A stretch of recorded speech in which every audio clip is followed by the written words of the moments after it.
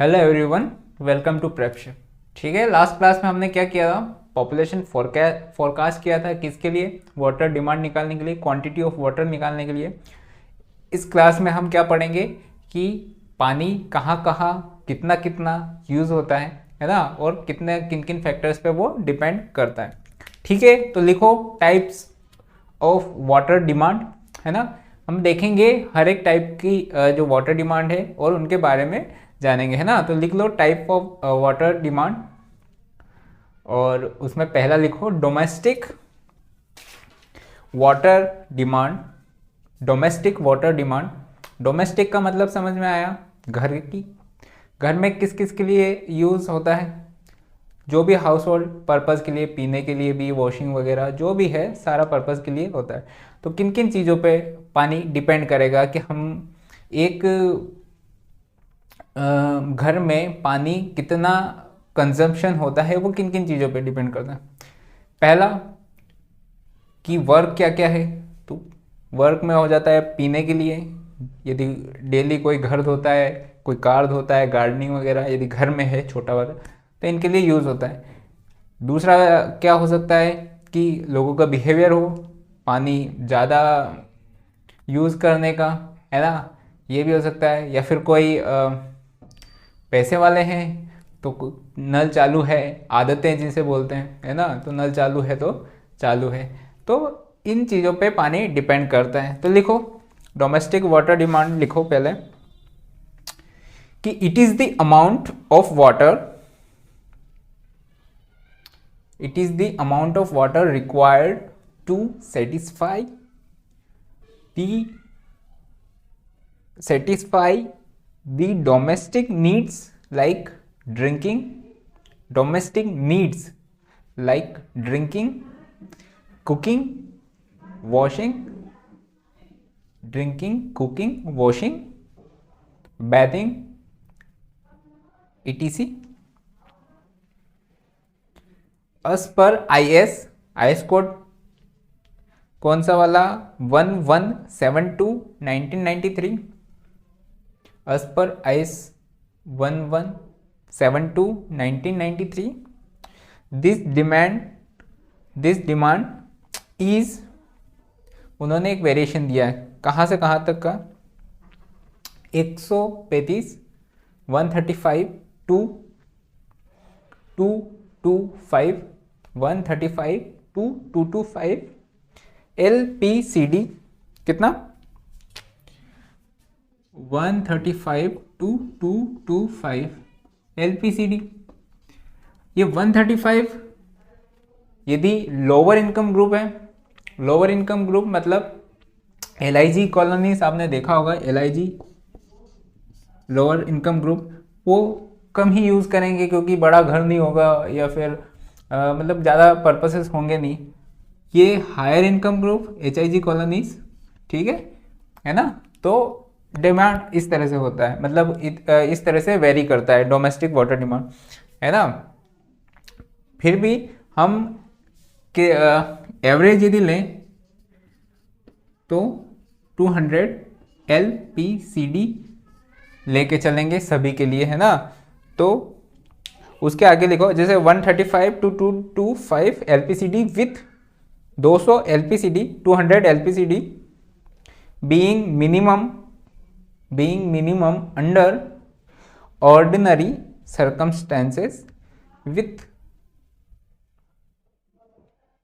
being minimum under ordinary circumstances with full flushing system, है ना। घर ऑटोमेटेड है, मतलब फ्लशिंग वगैरह मैनुअली नहीं होता है, तो वो फ्लशिंग जो रहता है तो पानी ज़्यादा ही यूज़ होता है वहाँ पे, है ना। ठीक है। Second,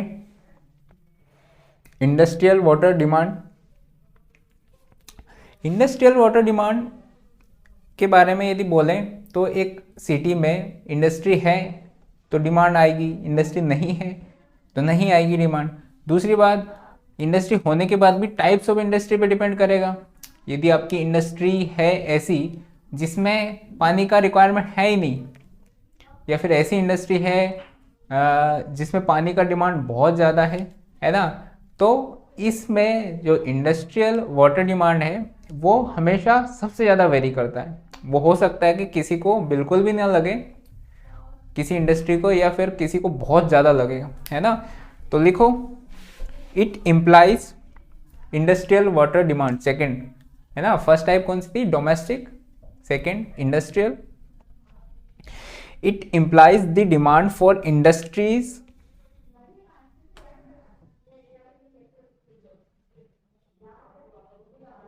which are either existing, या तो हैं, which are either EITHER either existing EXISTING existing, और are likely to be started in future, और are likely to be started in future.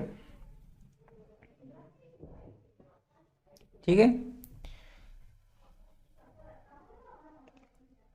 Ordinary per capita consumption on account of ordinary per capita consumption on account of industrial need of a city is generally 50 LPCD, 50 LPCD, which can go up to 450 LPCD। ठीक है, मतलब कुछ industry कम, बहुत कम लेगी, है ना, पानी उनको चाहिए ही नहीं। तो मिनिमम कौन कौन सी इंडस्ट्री हो सकती है जो बहुत कम पानी कंज्यूम करती है, पेट्रोलियम, है ना। पेट्रोलियम इंडस्ट्री बहुत कम पानी कंज्यूम करती है। मैक्सिमम सबसे ज़्यादा होता है paper industry, pulp industry, pulp समझते हो, माजा वगैरह, क्योंकि उसमें पानी ही तो है अंदर, है ना, तो उनमें ज़्यादा होता है। मतलब या तो टेक्सटाइल इंडस्ट्री या फिर पेपर एंड पल्प। उसी कारण जैसे कानपुर वगैरह है, यमुना के आसपास बहुत सारी आपने मतलब नदी के पास में ही इंडस्ट्री देखी होगी। क्यों? क्योंकि पानी वहाँ आसानी से मिल जाएगा और डिस्पोज ऑफ भी कर, जो कि बहुत गलत प्रैक्टिस है ना। तो इसीलिए इंडस्ट्रीज है ना इसके पास में होती है, नदी वगैरह के पास में, मतलब जिनमें टेक्सटाइल इंडस्ट्री खासकर कानपुर में टेक्सटाइल इंडस्ट्री इसीलिए ज़्यादा है ना, क्योंकि वहाँ पे शायद गंगा है ना, गंगा नदी है। ठीक है, तो लिख लिया मैक्सिमम और मिनिमम वाला लिख लिया। Third is institutional and commercial water demand. Institutional and commercial water demand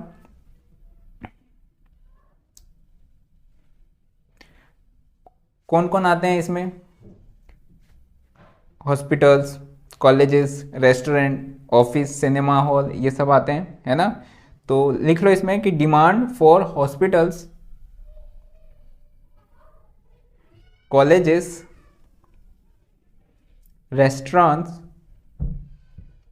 offices etcetera, इसमें मैक्सिमम किसको लगेगा? हॉस्पिटल्स को। लिख लो maximum for hospitals and minimum for cinema hall and auditoriums. देखो सिनेमा हॉल में लोग ज़्यादा आते हैं, लेकिन वहाँ पे पानी का यूज़ सिर्फ पीने के लिए होता है, दूसरे पर्पज़ के लिए होता नहीं है ना। तो इसलिए वहाँ पे यदि इनमें से देखा जाए तो ओवरऑल में तो अलग हो जाएगा। ठीक है, एक नेक्स्ट है fourth, demand for public use. Public use है ना, demand for public use. Public use में क्या क्या आ जाएगा? आपके पास पब्लिक बिल्डिंग्स हैं, वहाँ पे यूज़ आ जाएगा।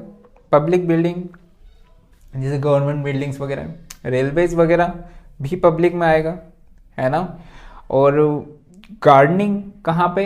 यदि आपने डिवाइडर्स है या फिर गार्डन्स है, पब्लिक गार्डन्स है, वहाँ का आ जाएगा, है ना। तो लिख लो water required for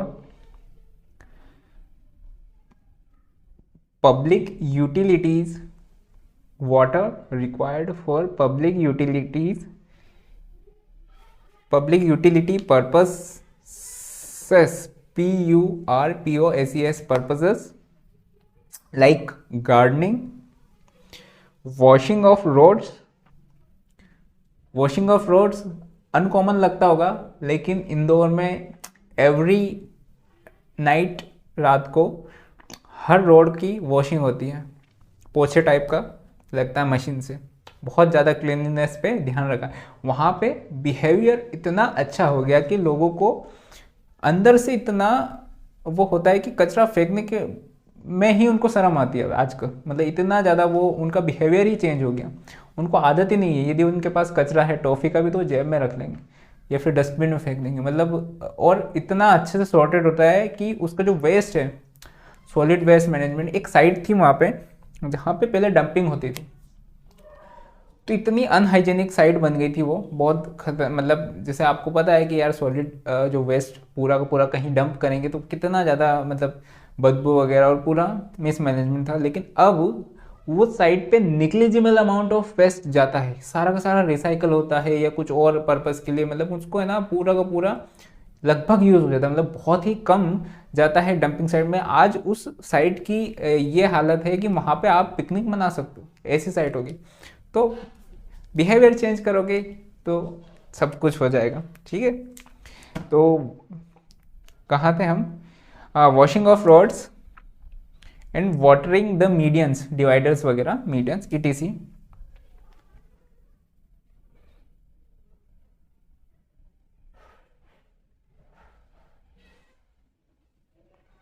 as per Government of India manual, it should not exceed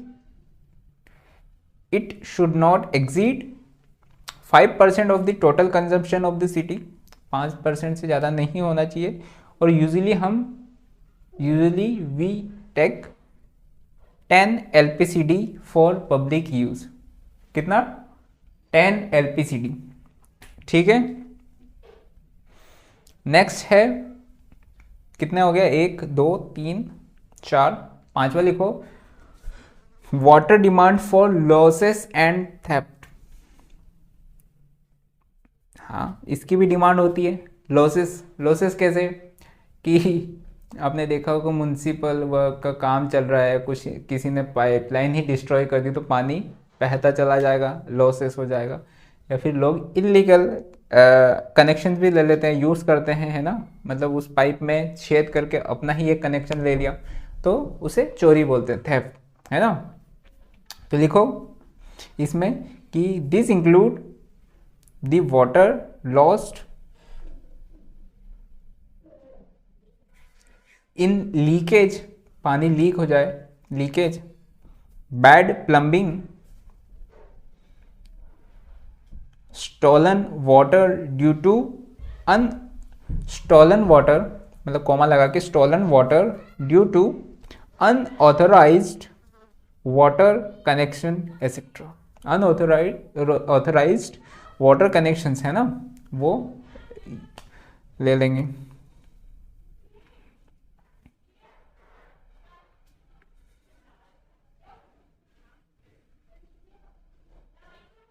next है फायर डिमांड। फायर डिमांड भी, क्योंकि यदि आग लगेगी तो केमिकल मेथड्स तो हम बहुत कम यूज़ करते हैं, अधिकतर इंडस्ट्रीज वगैरह में करते हैं। जनरली तो पानी ही डालते हैं ना, बाल्टी लेके भागते हैं। तो पानी की जो फायर ब्रिगेड्स हैं और वाटर हाइड्रेंट्स होते हैं। वाटर हाइड्रेंट्स पता है क्या होता है? सब ने देखा है, लेकिन बहुत सारे लोगों को पता नहीं होगा कि वाटर हाइड्रेंट्स होता क्या है। आपने फास्ट एंड फ्यूरियस देखी होगी, और उसमें जब भी एक्सीडेंट होता है सड़क पे, कहीं पे भी, जैसी सड़क से गाड़ी साइड में होती है तो एक लाल सा कुछ छोटा सा एक पाइप रहता है, उसमें टकराती है और पानी फुर से चालू हो जाता है ना। तो वो फायर हाइड्रेंट्स है, मतलब वो ऑलरेडी एक कनेक्शन है जिसमें जैसे ही वहाँ पे आग लगी पाइप लगाओ और चालू हो जाओ। उसमें एक प्रेशर मेंटेन होता है वाटर का और एक sufficient amount of discharge water रहता है उसमें, मतलब वो एक लाइव सप्लाई है। लाइव सप्लाई मतलब वो आप उसमें से चलने दो, है ना, ठीक है। तो फायर डिमांड लिख लो, it is the demand of water in case of fire outbreak,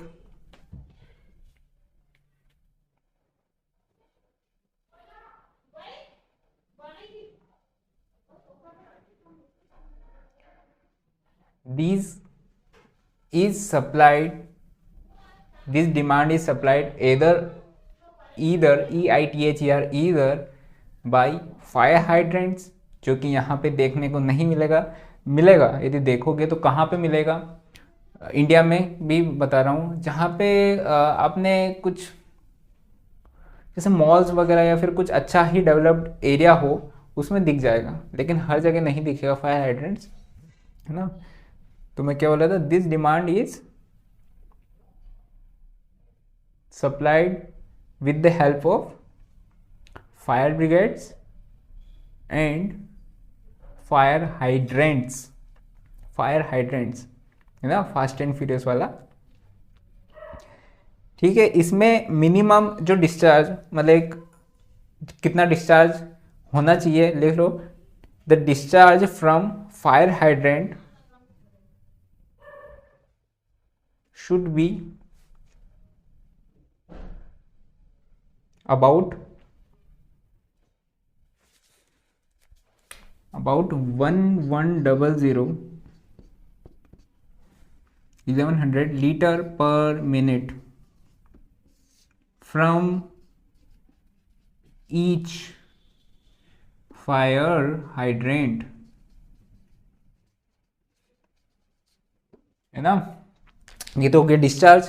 pressure कितना होना चाहिए, pressure should be maintained in between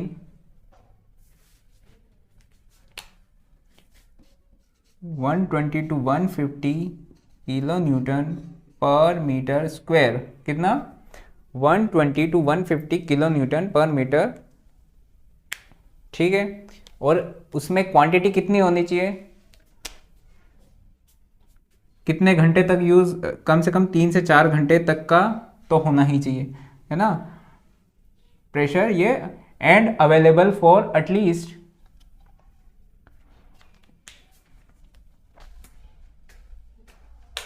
and available for at least 3 to 4 hours। ये जो प्रेशर है ये सफिशिएंट हो जाना चाहिए, 12 मीटर तक की हाइट एक बिल्डिंग की है ना, वहाँ तक का टच हो जाना चाहिए, है ना। 12 मीटर में जनरली हम यदि बिल्डिंग 3 का यदि एवरेज लें 3 मीटर का, तो 4 स्टोरी 3 से 5 स्टोरी के बीच में तक का पहुंच सकता है। वैसे क्या करते हैं, जैसे ही फायर आउटब्रेक हुई किसी बिल्डिंग में, तो तीन लोग अपना वो जो पाइप लेके वो करेंगे, तो एक तो उस बिल्डिंग में, एक साइड वाली बिल्डिंग में भी, ताकि उधर भी आग ना लगे, और साइड की, तो 3 जेट्स साइमल्टेनियसली चलाते हैं वो लोग, है ना, ताकि एक तो रोकना भी है और आसपास फैला भी ना, है ना। ठीक है, हमें कैलकुलेट कैसे करेंगे ये कैलकुलेशन का, लोगों ने क्या हुआ कि फायर, देखो हर चीज़ का आप कैलकुलेट कर सकते हो, लेकिन फायर का कुछ पता नहीं, कभी बड़ी लग सकती है कभी छोटी लग सकती है, डिपेंड करता है। तो लोगों ने अपने अपने एम्पेरिकल फॉर्मूलेज दे दिए हैं, जो कहीं किसी भी जगह उनके हिसाब से यूज़ हो जाते हैं। मतलब ऐसा नहीं है कि वो हर जगह यूज़ होंगे, और ऐसा भी नहीं है कि वो हर केस में यूज़ ही होंगे।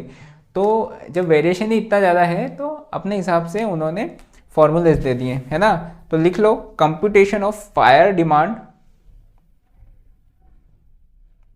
Computation of fire demand in litre per minute, litres per minute by empirical formula, by empirical formula. पहला है कुचलिंग्स फॉर्मूला। कुचलिंग्स की स्पेलिंग क्या है, Kuichling, KUICHLINGS।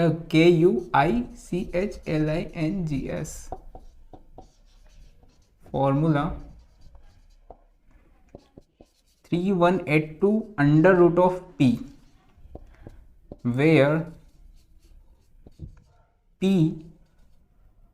is population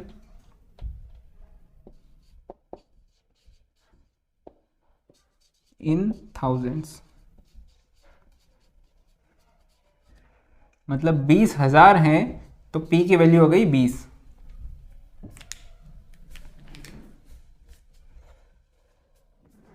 second लिख लो, फ्रीमैन्स फॉर्मूला,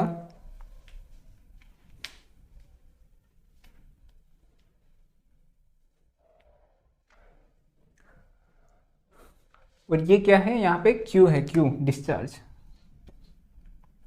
ठीक है, फ्रीमैन्स फॉर्मूला लिखो।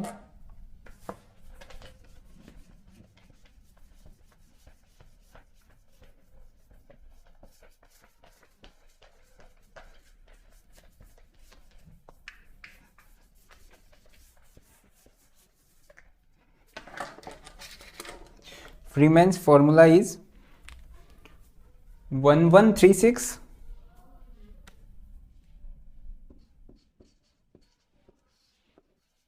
P/5 plus 10 Q equals to, है ना, P वही, पॉपुलेशन इन थाउजेंड्स।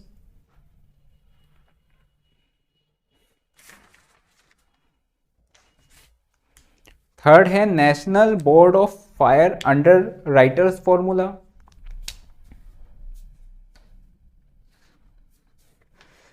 ये है, मैं देख के क्यों लिख रहा हूं, क्योंकि आज तक मुझे तो काम नहीं आया, लेकिन लिखवाना एक धर्म है तो लिखवा रहा हूं।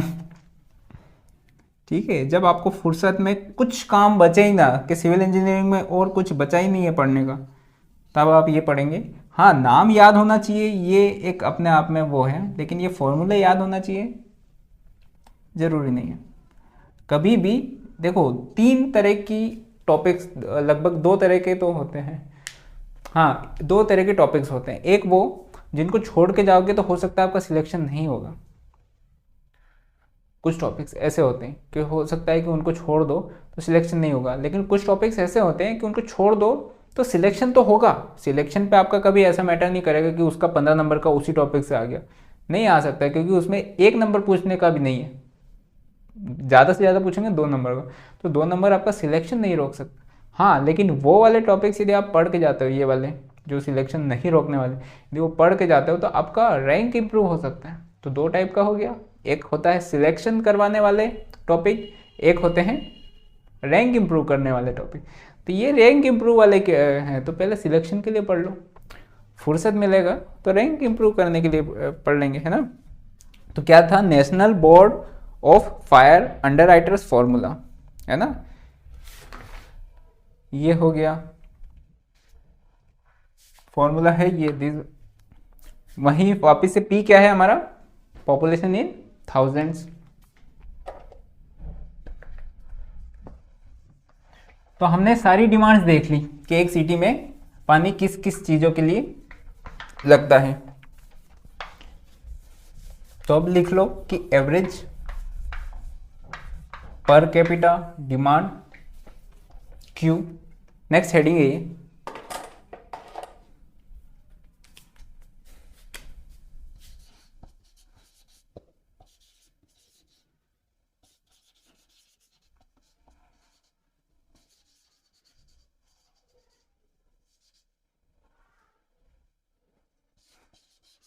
छोटा क्यू, है ना, एवरेज पर कैपिटा डिमांड छोटा क्यू, इसी को एनुअल एवरेज डेली डिमांड भी बोलते हैं, AADD, average annual daily demand. कैसे कैलकुलेट करेंगे कि हम देखेंगे साल भर में इतना पानी इस सिटी ने पिया है, तो हम 365 और जितनी उसकी पॉपुलेशन है उससे डिवाइड कर देंगे और हमें कितने का पर डे का मिल जाएगा, है ना। तो क्यू कितना क्या हो जाएगा,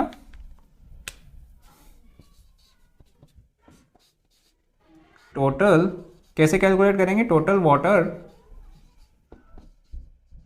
कंजम्पशन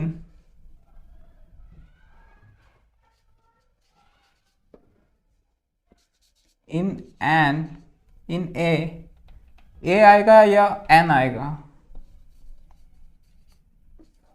प्रोनाउंसिएशन के हिसाब से तो एन आना चाहिए, पर ठीक है, शायद इन ए ईयर, इन 1 ईयर, है ना। 365 इंटू पॉपुलेशन, ठीक है, इससे हमें क्या मिल जाएगा, Q मिल जाएगा।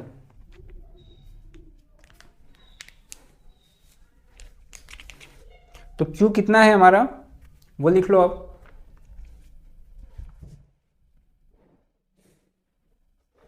एज पर GOI manual, government of India manual, हम Q कितना लेते हैं, Q है ना, usually Q equals to 335 LPCD, क्योंकि हमें टोटल लेना है तो 335 LPCD, आउट ऑफ विच पहला, आउट ऑफ विच का पहला डोमेस्टिक डिमांड में कितना है, डोमेस्टिक डिमांड है हमारा 200, ये हो गया डोमेस्टिक। सेकेंड इंडस्ट्रियल डिमांड हमने ले लिया एवरेज 50। थर्ड है institutional and commercial demand 20। Institutional and commercial demand 20। Public use demand 10। Losses and theft 55 LPCD 55। हाँ, सबसे ज़्यादा डोमेस्टिक है, उसके बाद लॉसेस एंड थेफ्ट आता है। मतलब सोचो, जो पानी वेस्ट कर रहे हैं वो सेकंड नंबर पे है, 55 LPCD। फायर डिमांड इंक्लूड करने की ज़रूरत नहीं है, क्योंकि यदि हम जो अभी मैंने स्पेसिफिकेशन दिया था Q और 3 घंटे का और वो प्रेशर और उसके हिसाब से लीटर पर यदि हम कैलकुलेट करें पॉपुलेशन के हिसाब से, तो जनरली वो 1 LPCD के, तो वो नेग्लिजिबल है ना।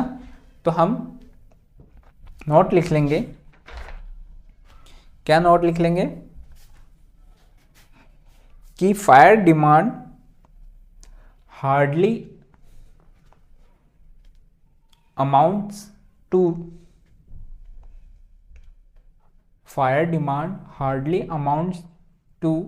1 LPCD for the whole city, क्योंकि डेली दिन भर ऐसे आग वाग तो लगती नहीं, कभी सभी लगती है, तो उतना पानी तो सबके पास मतलब रहता है लगभग, है ना। ठीक है, तो amounts to 1 LPCD for the whole city, WHOLE whole city, है ना। नेक्स्ट लिखो फ्लक्चुएशंस।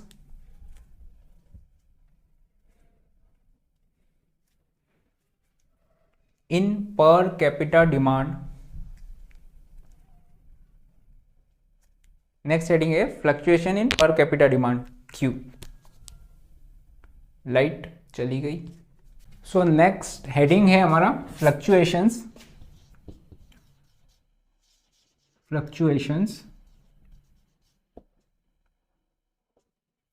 इन Q, है ना। Q क्या है हमारा, एवरेज डेली डिमांड या फिर एनुअल एवरेज डेली डिमांड, कुछ भी बोल सकते हैं, ठीक है। तो इसमें मैक्सिमम डेली डिमांड कितनी हो जाएगी,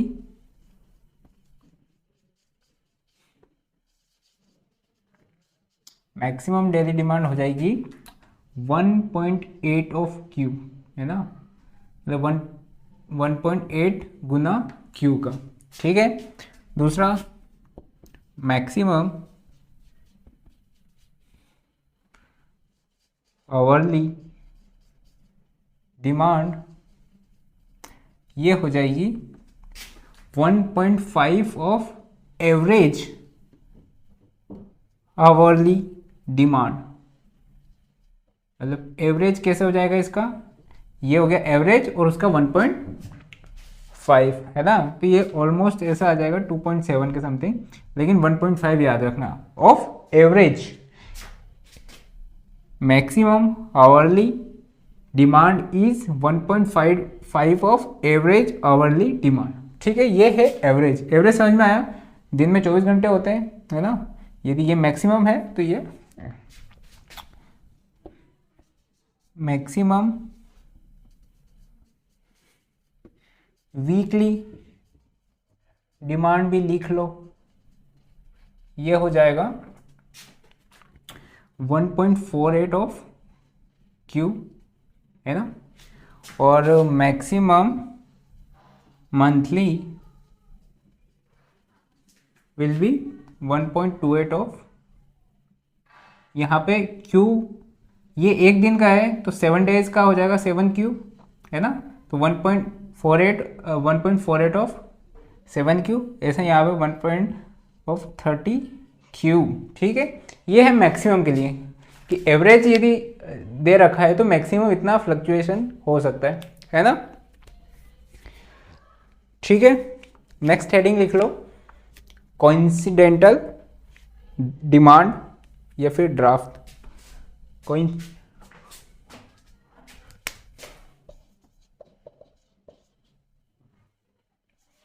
कोइंसिडेंट डिमांड ये क्या होती है, या फिर और ड्राफ्ट,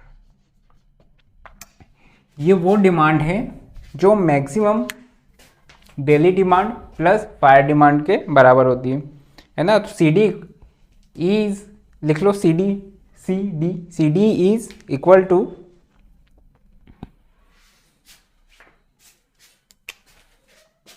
ना, ये हेडिंग के अंदर लिखो कि CD is equal to maximum daily demand plus fire demand. ठीक है, ये होता है कोइंसिडेंटल। कोइंसिडेंटल क्यों बोला कि देखो मैक्सिमम डेली डिमांड तो हमें डेली लग रहा है, लेकिन किसी दिन फायर की भी डिमांड आ गई तो उनको दोनों को कोइंसाइड कर दिया, मतलब एक ही दिन में दोनों आ गई है ना, तो इसीलिए ये CD बोलते हैं। टोटल डिमांड, नेक्स्ट हेडिंग है टोटल डिमांड।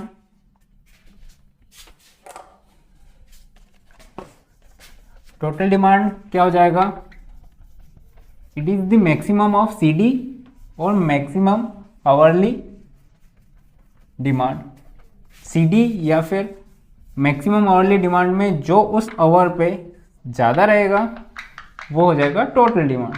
मतलब हमें किसके लिए डिज़ाइन करना है, टोटल डिमांड के लिए, है ना, कि हो सकता है कि या तो किसी दिन कंजम्पशन ज़्यादा है उस आवर में, पर्टिकुलर आवर में कंजम्पशन ज़्यादा है, या उस पर्टिकुलर आवर में CD ज़्यादा है। CD मतलब मैक्सिमम डेली डिमांड या फिर फायर डिमांड। ऐसा कभी मतलब एक रेयर इंसिडेंट हो सकता है कि उस आवर में सबसे ज़्यादा पीक पे डिमांड हो। समझ में आता है पीक डिमांड मतलब कैसा फ्लक्चुएशन होता है। जब अपन सुबह उठते हैं तो धीरे धीरे डिमांड बढ़ने लग जाती है। 9-10 बजे सब नहाते हैं, सारा वर्क्स होता है, सारा है ना, वो है ना, वॉशिंग वगैरह, बैथिंग वगैरह जो भी है, तो इस टाइम पे पीक पे रहता है। फिर दिन में 12-1 बजे घटता है ना, पीक पे जाने के बाद नॉर्मल हो जाता है। फिर सब ऑफिस से रिटर्न आते हैं, फिर से नहाएंगे और वहाँ से फिर से बढ़ता है। लेकिन हो सकता है ना कि पीक जो है, पीक वाले टाइम पे ही आग लग गई, तो वो रेयर इंसिडेंट है, उसके लिए डिज़ाइन नहीं करते क्योंकि हाईली अनइकोनॉमिकल, बहुत ज़्यादा बजट चाहिए फिर उसके लिए। तो टोटल डिमांड के लिए हमारा लिखो टोटल डिमांड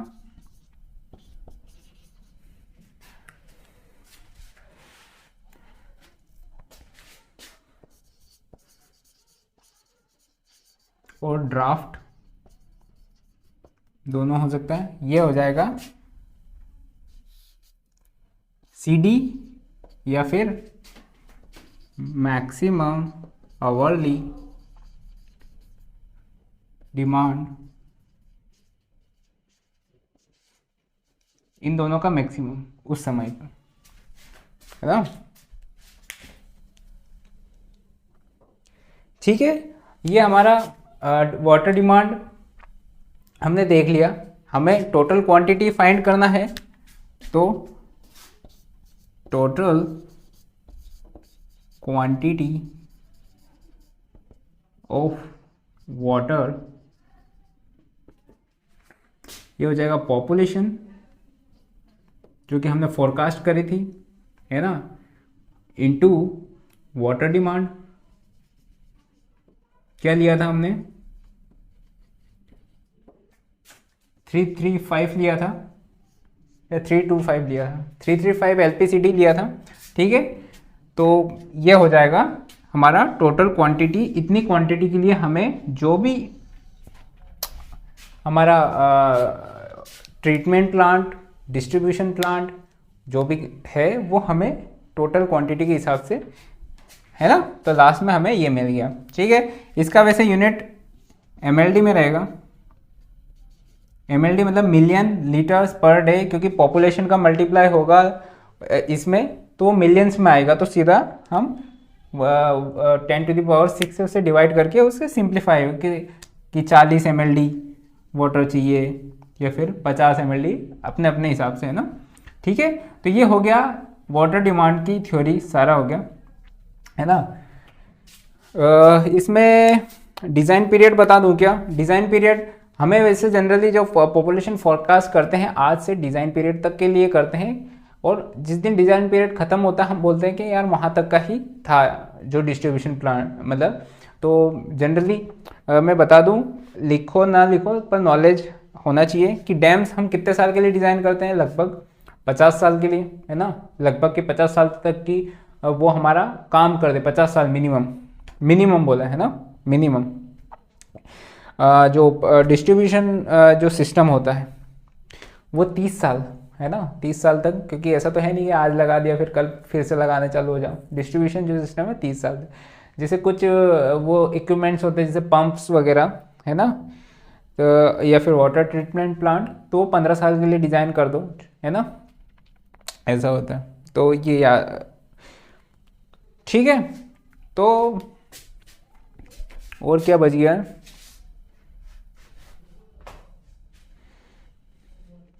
आखिरी में लिख लो कि the distribution system including the pipes, service reservoir, etc should be designed for total draft।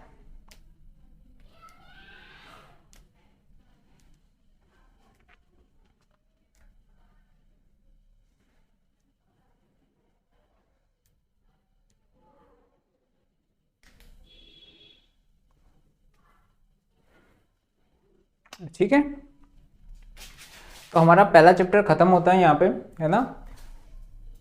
इसमें जो क्वेश्चंस हैं थोड़े बहुत हैं, कम आते हैं, लेकिन हाँ याद होना चाहिए, है ना, बेसिक है ये, ठीक है। नेक्स्ट क्लास में मिलते हैं, तब तक के लिए बाय, गुड नाइट, ठीक है।